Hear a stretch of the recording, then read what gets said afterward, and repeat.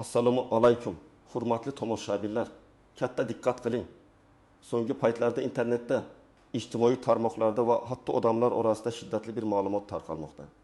Go'yoki nafaqaxo'rlar o'z tug'ilgan yillarini ma'lum qilsalar, nafaqalarga igirib miqdorida ustama qo'shilishi mumkin emish. Eng qizig'i shundaki, bu xabarni go'yoki pensiya jamg'armasi tomonidan berilgan ogohlantirish sifatida talqin qilishmoqda. Bu ma'lumot ko'pchilikda savollar, shubhalar va hatto jiddiy xavotirlarni keltirib chiqardi. Bu rostmi? Kimlarga tegishli? Eng asosiysi, nima qilish kerak? Agar siz ham ushbu savollarga aniq va ishonchli javob izlayotgan bo'lsangiz, demak to'g'ri joyga keldingiz. Ushbu video siz uchun hayotiy muhim bo'lishi mumkinligini ta'kidlashim shart. Shuning uchun iltimos, kanalimizga obuna bo'lishni unutmang va hoziroq ushbu videoga like bosing. Bu sizga va boshqa ko'plab insonlarga ushbu muhim ma'lumotni yetib borishiga yordam beradi. Keling, avvalo muammoning mohiyatiga chuqurroq kirib boraylik. Oldinlari pensiya tizimi nisbatan barqaror va tushunarli qoidalar asosida ishlagan. Pensiya miqdori asosan ish staji, ish haqi miqdori va nafaqaga chiqish yoshi kabi omillarga bog'liq edi. Har qanday o'zgarish yoki qo'shimchalar qonuniy hujjatlar bilan tasdiqlanib, ommaviy axborot vositalarida keng yoritilar edi. Bu jarayon shaffof bo'lib, fuqarolar o'z huquqlarini bilishlari uchun yetarli ma'lumot berilar edi. Biroq bugungi kunda axborot maydoni shunchalik kengayib ketdiki, rasmiy xabarlar bilan bir qatorda asossiz mish-mishlar, noto'g'ri talqin qilingan ma'lumotlar va hatto firibgarlik harakatlari ham tez tarqalmoqda. Xususan, ayni damda keng tarqalayotgan tug'ilgan yilni ma'lum qilib, nafaqaga 20% ustama olish haqidagi xabar ham ana shunday chalkashliklar g'ubori bilan qoplangan. Bu yerda pensiya jamg'armasining ogohlantirishi deb atalayotgan narsa ko'pcha noto'g'ri talqin qilinmoqda. Pensiya jamg'armasi aslida bunday umumiy va universal 20 ustamani faqat tug'ilgan yilni aytish orqali berish haqida hech qanday rasmiy e'lon qilmagan. Aksincha, ular ko'proq firibgarlikdan ogoh etish yoki mavjud qonunchilikdagi ayrim yoshga doir yoki boshqa ijtimoiy himoya choralarini tushuntirish maqsadida ma'lumot bergan bo'lishlari mumkin. Bu yerda asosiy o'zgarish shundaki axborotga bo'lgan talab oshdi. Ammo uning ishonchliligi bilan bog'liq muammolar ham ko'paydi. Ijtimoiy tarmoqlardagi bir dona noto'g'ri post minglab odamlarni chalg'itishi mumkin. Shuning uchun biz bugun aynan shu masalaga oydinlik kiritamiz. Sizning qo'shimcha ma'lumotingiz pensiya jamg'armasida allaqachon mavjud bo'lishi kerak bo'lgan tug'ilgan kuningizmi yoki boshqa ma'lumotmi, buni aniqlab olishimiz shart. Keling, ushbu mavzuni batafsil tahlil qilaylik. Avvalo, shuni tushunishimiz kerakki, O'zbekiston Respublikasi qonunchiligida faqatgina tug'ilgan yilni ma'lum qilganlik uchun pensiyaga 20 ustama degan universal qoida mavjud emas. Bunday qoida agar u mavjud bo'lsa edi, rasmiy qonun hujjatlari bilan tasdiqlanib, Oliy Majlis yoki Vazirlar Mahkamasi tomonidan e'lon qilinardi va barcha ommaviy axborot vositalarida keng yoritilardi. Pensiya jamg'armasining vazifasi esa ushbu qonun hujjatlarini ijro etishdir. Yangi ustamalar joriy etish emas. Nimalarni bilish kerak? Mish-mishlarning ildizi ba'zida mavjud qonunchilikdagi ayrim nuanslar yoki eski, kam ma'lumot berilgan nizomlarda bo'lishi mumkin. Masalan, ba'zi turdagi pensiya va nafaqa oluvchilarga yoshi ulug'ligi yoki boshqa ijtimoiy mezonlarga ko'ra qo'shimcha to'lovlar belgilanishi mumkin. Ammo bu tug'ilgan yilni aytish bilan universal 20 ustama olish degani emas. Ko'pincha bunday to'lovlar aniq belgilangan mezonlarga ega va pensiya jamg'armasi ushbu ma'lumotlarni fuqarodan kutib o'tirmasdan avtomatik tarzda hisoblab chiqish kerak. Sababi tug'ilgan yil, yashash manzili va pensiya tayinlash uchun zarur bo'lgan boshqa asosiy ma'lumotlar pensiya jamg'armasi bazasida allaqachon mavjud bo'ladi. Agar u mavjud bo'lmasa, bu ma'lumot fuqarodan dastlab pensiya tayinlash paytida olingan bo'lishi kerak. Shuning uchun tug'ilgan yilni ma'lum qilish zarurati asossizdir. Astirish kimlar xavotir olishi kerak? Birinchi navbatda, firibgarlar tuzog'iga tushib qolish ehtimoli borlar xavotir olishi kerak. Ya'ni bu kabi yolg'on ma'lumotlarga ishonib, o'zining shaxsiy ma'lumotlarini, pasport seriya va raqami, bank karta ma'lumotlari yoki PIN kodlarini so'ragan noma'lum shaxslarga taqdim etishi mumkin bo'lganlar. Firibgarlar aynan shu kabi shov-shuvli xabarlardan foydalanib, odamlarni o'z tuzoqlariga ilintirishga harakat qilishadi. Ular sizga qo'ng'iroq qilib, o'zlarini pensiya jamg'armasi xodimi yoki boshqa rasmiy tashkilot vakili sifatida tanishtirishi mumkin. ular 20 ustama olishingiz uchun tug'ilgan yilingizni. Keyin esa buni tasdiqlash uchun boshqa shaxsiy ma'lumotlaringizni so'rashi mumkin. Bunday hollarda hech qachon shaxsiy ma'lumotlaringizni telefonda bermang.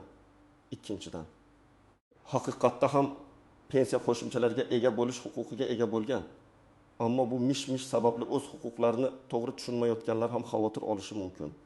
Ular bu xabarga ishonib, o'zlari huquqiga ega bo'lgan boshqa turdagi qo'shimchalarni e'tibordan chetda qoldirishlari yoki noto'g'ri yo'ldan borishlari mumkin. Masalan, ba'zi keksa fuqarolarga yoshi ulug'ligi sababli maxsus to'lovlar yoki imtiyozlar mavjud bo'lishi mumkin. Ammo bu irim bondi ustama bilan bog'liq emas. Ular bu haqda pensiya jamg'armasiga murojaat qilsalar, haqiqiy ma'lumotni olishlari mumkin. Aslida kimlar xavotir olmasligi kerak? Barcha pensiya to'lovlarini to'g'ri va to'liq olib kelayotgan. Shuningdek, bunday mish-mishlarga shubha bilan qaraydigan va har qanday ma'lumotni rasmiy manbalardan tekshirishga odatlangan odamlar xavotir olmasligi kerak. Ular o'z huquqlarini yaxshi bilishadi va firibgarlarning tuzog'iga tushmaydilar. Astash real hayotdan bir nechta aniq misollar va raqamlar bilan vaziyatlar. Astash bir misol. Firibgarlik qurboni bo'lishiga oz qolgan Hasan aka. 7-2 yoshli Hasan aka bir kuni telefon orqali noma'lum shaxsdan qo'ng'iroq qabul qildi. Qo'ng'iroq qiluvchi o'zini pensiya jamg'armasi xodimi deb tanishtirdi va Hasan akaga yangi qonunga binoan agar u tug'ilgan yilini tasdiqlasa, pensiyasiga Iqbal ustama qo'shilishini aytdi. Hasan akaning hozirgi pensiyasi 1.500.000 so'm edi. Irim bandis ustama qo'shilsa, uning pensiyasi 1.800.000 so'mga 1.500.000 plus 300.000 oshishi kerak edi. Qo'ng'iroq qiluvchi avval tug'ilgan yili, keyin pasport seriya va raqamini so'radi. Hasan aka shubhaga tushib, darhol pensiya jamg'armasining mahalliy bo'limiga qo'ng'iroq qildi. U yerda unga bunday turdagi ustama yo'qligi va bu firibgarlik harakati ekanligi tushuntirildi. Agar Hasan aka o'z ma'lumotlarini berganida, uning bank kartasidagi pullar o'g'irlanishi yoki shaxsiy ma'lumotlari boshqa noqonuniy maqsadlarda ishlatilishi mumkin edi. Ikki misol. Haqiqiy yoshga doir nafaqa oluvchi Mahfuza aya. Astash Patamin yoshli Mahfuza ayaning pensiyasi 1.300.000 so'm edi. U xuddi shu Iqbolsiz ustama haqidagi mish-mishni eshitib, pensiya jamg'armasiga murojaat qildi. Pensiya jamg'armasi xodimi unga universal Iqbolsiz ustama yo'qligini, ammo O'zbekiston qonunchiligiga ko'ra tagizim yoshga yetgan fuqarolarga pensiyaga qo'shimcha to'lov belgilanishini tushuntirdi. Bu to'lov 20 xil emas, balki boshlang'ich pensiyaning miqdorida bo'lib, har bir yoshga doir aniq belgilangan summa tashkil qiladi. Masalan, akamin yoshdan oshganlarga pensiyaning tayanch miqdoriga nisbatan har bir to'liq yil uchun bitbazi miqdorda qo'shimcha to'lov belgilanadi. Bu summani aniq raqamlar bilan aytish qiyin. Chunki u doimiy o'zgaradi va bazaviy hisoblash miqdoriga bog'liq. Lekin bu aniq belgilangan miqdor bo'lib, o'rtacha bir martalik yoki doimiy qo'shimcha to'lov bo'lishi mumkin. Natijada Mahfuza ayaning pensiyasi 1.300.000 so'mdan emas, balki qonunda belgilangan boshqa miqdordagi qo'shimcha bilan oshirildi. U bu haqiqiy huquqini bilmagan va pensiya jamg'armasiga murojaat qilmaganida bu imtiyozdan mahrum bo'lar edi. Bu yerda e'tibor bering, ustama tug'ilgan yilni aytish uchun emas, balki taqdim yoshga yetganlik fakti uchun belgilandi. Bu ma'lumot pensiya jamg'armasida avtomatik ravishda mavjud. Ashrisi ichi misol. Firibgarlik urinishi va ishonchsiz onlayn platforma. Diyor aka ismli 15 yoshli nafaqaxo'r internetda o'ziga 20 ustama olish uchun ariza qoldirishni taklif qilgan saytga duch keldi. Sayt g'oyat ishonchli ko'rinardi. Unda go'yoki pensiya jamg'armasining logotipi ham bor edi. Diyor aka u yerda o'z ismini, familiyasini, tug'ilgan yilini, pasport seriya va raqamini kiritdi. So'ngra unga ustama olish uchun kichik xizmat haqqi, ya'ni 50.000 so'm to'lash kerakligi aytildi. Diyor aka bu miqdorni to'lashga urindi, ammo kartasidan pul yechilmadi. Keyin u pensiya jamg'armasi saytini topib, u yerda bu haqda hech qanday ma'lumot yo'qligini ko'rdi. Diyor aka baxtiga firibgarlar tuzog'iga tushib qolmadi. Ammo bu unga shaxsiy ma'lumotlarini noto'g'ri qo'llarga berishiga sabab bo'lishi mumkin edi. Shunday qilib, bu kabi xabarlarning ko'pchiligida haqiqat ulushi juda oz bo'ladi yoki umuman bo'lmaydi. Eng muhimi hushyor bo'lish va har qanday shubhali ma'lumotni rasmiy manbalardan tekshirish. Endi esa ushbu mavzuning murakkabroq jihatlari, ya'ni istisnolar, tuzoqlar va ko'zdan panada qolishi mumkin bo'lgan nozik jihatlar haqida gaplashaylik. Har qanday qonunchilik tizimi kabi Pensiya qonunchiligi ham ba'zida murakkab va har bir holat uchun aniq bir yechim mavjud bo'lmaydi. Astas qoidalardagi istisnolar va tuzoqlar. Bir astas rasmiy manbalarning muhimligi. Astas har doim ma'lumotni pensiya jamg'armasining rasmiy veb saytidan, Pensiya.uz, ishonch telefonidan yoki hududiy bo'limlardan oling. Ijtimoiy tarmoqlardagi yoki noma'lum manbalardagi xabarlarga shubha bilan qarang. Firibgarlar aynan pensiya jamg'armasi ogohlantirishi degan so'zlarni ishlatib, sizning ishonchingizni qozonishga harakat qilishadi. Ikki asl firibgarlikning turli usullari. Firibgarlar nafaqat 20 ustama haqida, balki boshqa turdagi qisqa muddatli imtiyozlar yoki yangi subsidiyalar haqida ham ma'lumot tarqatishi mumkin. Ularning maqsadi shaxsiy ma'lumotlaringizni, bank karta rekvizitlaringizni yoki boshqa moliyaviy axborotlaringizni qo'lga kiritish. Hech qachon PIN kod, bank kartaning amal qilish muddati yoki CVV/VC kod kabi ma'lumotlarni hech kimga oshkor qilmang. Pensiya jamg'armasi yoki bank xodimlari sizdan bu kabi ma'lumotlarni telefonda so'ramaydilar.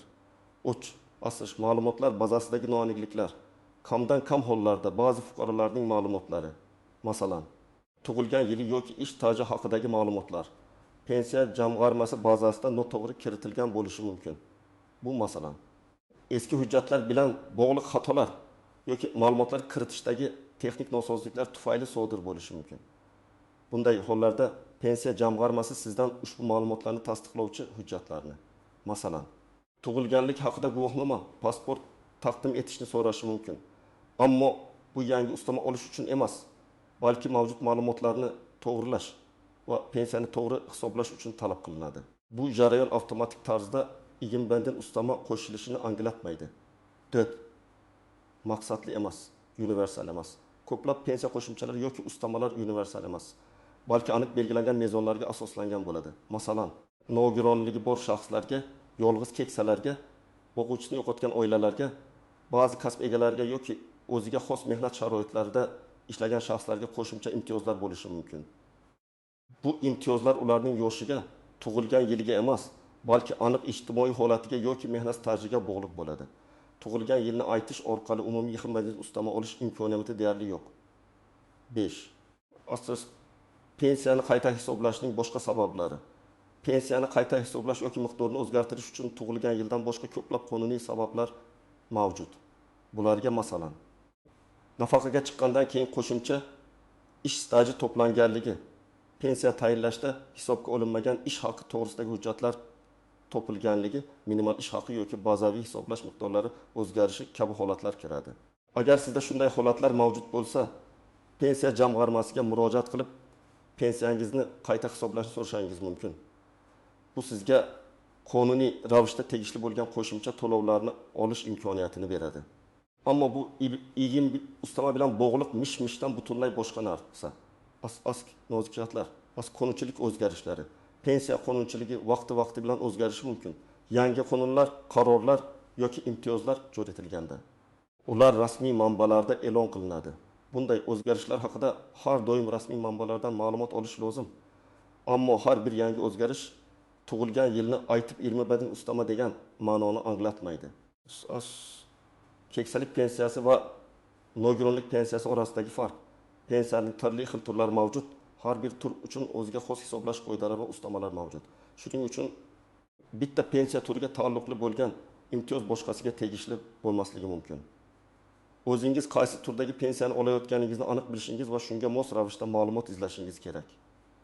Ushbu murakkabliklarni tushunish sizni noto'g'ri ma'lumotlardan va firibgarlarning tuzog'idan himoya qiladi. Har doim hushyor bo'ling va eng kichik shubhali vaziyatda ham rasmiy organlarga murojaat qiling. Hurmatli tomoshabinlar, endi esa eng muhim qismga o'tamiz. Agar sizda pensiya masalasida savollar paydo bo'lsa yoki siz ham shu iginbandis ustama haqidagi mish-mishlarga duch kelgan bo'lsangiz, nima qilishingiz kerak? Qanday qilib to'g'ri harakat qilish va o'z huquqlaringizni himoya qilish mumkin? Mana siz uchun aniq va bosqichma-bosqich ko'rsatmalar, amaliy maslahatlar. Siz nima qilishingiz kerak? 1. Birinchi va eng muhim qoida shaxsiy ma'lumotlaringizni himoya qiling. Hech qachon va hech qanday holatda.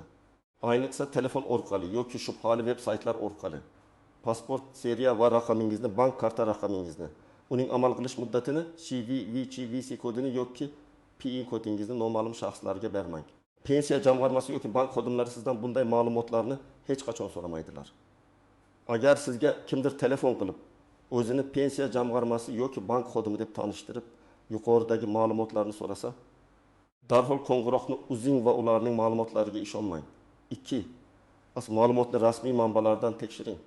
Har qanday pensiya to'lovlari, ustamalar yoki imtiyozlar haqidagi xabarlarni O'zbekiston Respublikasi Moliya vazirligi huzuridagi budjetdan tashqari pensiya jamg'armasining rasmiy veb-sayti Pensiya.uz orqali tekshiring. Bu yerda siz barcha tegishli qonun hujjatlari, yangiliklar va e'lonlarni topishingiz mumkin. Hukumatning rasmiy axborot portallari, masalan, huquqiy axborot portali, Lexoz yoki vazirlik va idoralarning rasmiy sayfalari ham ishonchli manba hisoblanadi. 30. To'g'ridan to'g'ri pensiya jamg'armasiga murojaat qiling.